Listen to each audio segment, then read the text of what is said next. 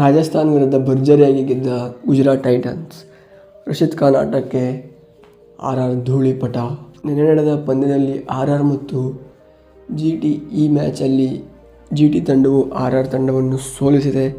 ಮೊದಲು ಬ್ಯಾಟಿಂಗ್ ಆಡಿದ ತಂಡ ಯಶಸ್ವಿ ಜೈಸ್ವಾಲ್ 24, ಸಂಜು ಸ್ಯಾಮ್ಸನ್ 68 ಮತ್ತು ರಿಯಾನ್ ಪರಾಗ್ 74 ಇವರ ಕಾಂಟ್ರಿಬ್ಯೂಷನ್ನಿಂದ ತಂಡ 196 ರನ್ಗಳನ್ನು ಗಳಿಸಿತು 20 ಓವರ್ಗಳಲ್ಲಿ. ಇದನ್ನು ಚೇಸ್ ಮಾಡಲು ಬಂದ ಗುಜರಾತ್ ಟೈಟನ್ಸ್ ಸಾಯಿ ಸುದರ್ಶನ್ 35, ಶುಭ್ಮನ್ ಗಿಲ್ 72 ಮತ್ತು ರಶೀದ್ ಖಾನ್ ಕೊನೆಯಲ್ಲಿ 24 ರನ್ಗಳ ಕಾಂಟ್ರಿಬ್ಯೂಷನ್ನಿಂದ ಗುಜರಾತ್ ತಂಡ ತಂಡವನ್ನು ಸೋಲಿಸಿದೆ. ಸೋಲುವ ಪಂದ್ಯವನ್ನು ಗೆದ್ದಿದ್ದಾರೆ ಗುಜರಾತ್ ಟೈಟನ್ಸ್.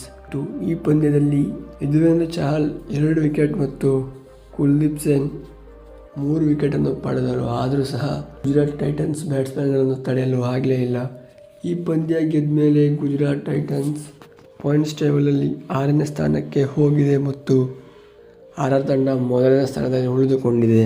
ಇವತ್ತಿನ ಪಂದ್ಯದಲ್ಲಿ ಮುಂಬೈ ಇಂಡಿಯನ್ಸ್ ಮತ್ತು ರಾಯಲ್ ಚಾಲೆಂಜರ್ಸ್ ಬೆಂಗಳೂರು ಮ್ಯಾಚ್ ಇದೆ. ಈ ಮ್ಯಾಚನ್ನು ಯಾರು ಗೆಲ್ತಾರೆ ಎಂದು ಕಮೆಂಟ್ ಮಾಡಿ.